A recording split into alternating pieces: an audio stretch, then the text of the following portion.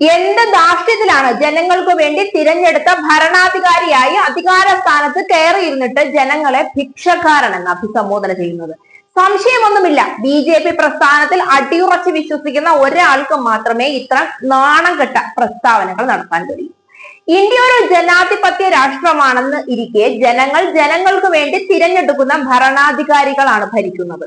അത് ജനങ്ങളുടെ ഇഷ്ടത്തിനും താല്പര്യങ്ങൾക്കും അവരുടെ ക്ഷേമത്തിനും വളർച്ചയ്ക്കും വേണ്ടിയാണ്. ജനങ്ങളൊരു ഭരണാധികാരിയോട് ആവശ്യപ്പെടുന്നതൊന്നും അവരുടെ ഔദാര്യമല്ല, കുടുംബത്തിൽ നിന്ന് കൊണ്ടുവന്ന് കൊടുക്കാനുമല്ല.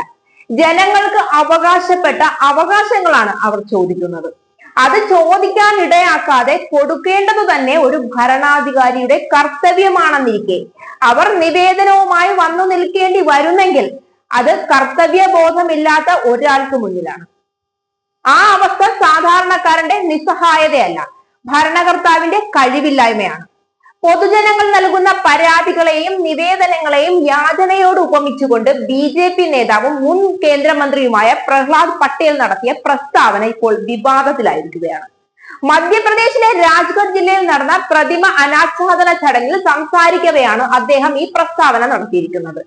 പ്രഹ്ലാദ് പട്ടേലിന്റെ പ്രസ്താവനയെ രൂക്ഷമായി വിമർശിച്ച് പ്രതിപക്ഷം രംഗത്തെത്തിയതോടെയാണ് വിവാദം ചൂടുപിടിച്ചിരിക്കുന്നത്. ജനങ്ങളെ സർക്കാരിനോട് ഇരക്കുന്നത് ഒരു ശീലമാക്കിയിരിക്കുകയാണ്. നേതാക്കൾ എത്തുമ്പോൾ തന്നെ ഒരു കൂട നിറയെ നിവേദനങ്ങളുമായി ആളുകൾ വരികയാണ്. വേദിയിലെത്തിച്ച് കഴുത്തിൽ മാല അണിയിക്കുന്നതിനോടൊപ്പം കയ്യിൽ ഒരു നിവേദനവും കൂടി നൽകുന്നതാണ് രീതി. ഇതൊരു നല്ല കീഴ്വഴക്കമല്ല. എല്ലാം ചോദിച്ചു വാങ്ങുന്നതിന് പകരം ദാനശീലം വളർത്തിയെടുക്കാൻ ശ്രമിക്കണം.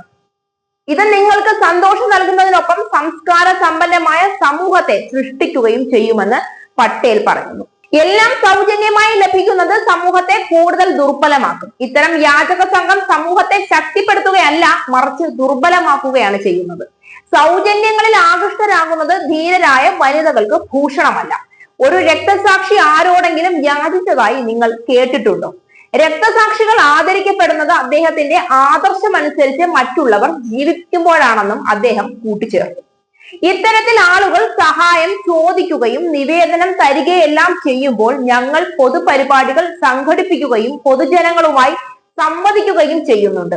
ഒരു നർമ്മദ പരികർമ്മ തീർത്ഥാടകൻ എന്ന നിലയിൽ ഞാൻ ദാനം ചോദിക്കാറുണ്ട്, പക്ഷെ അതൊരിക്കലും എനിക്ക് വേണ്ടിയല്ല.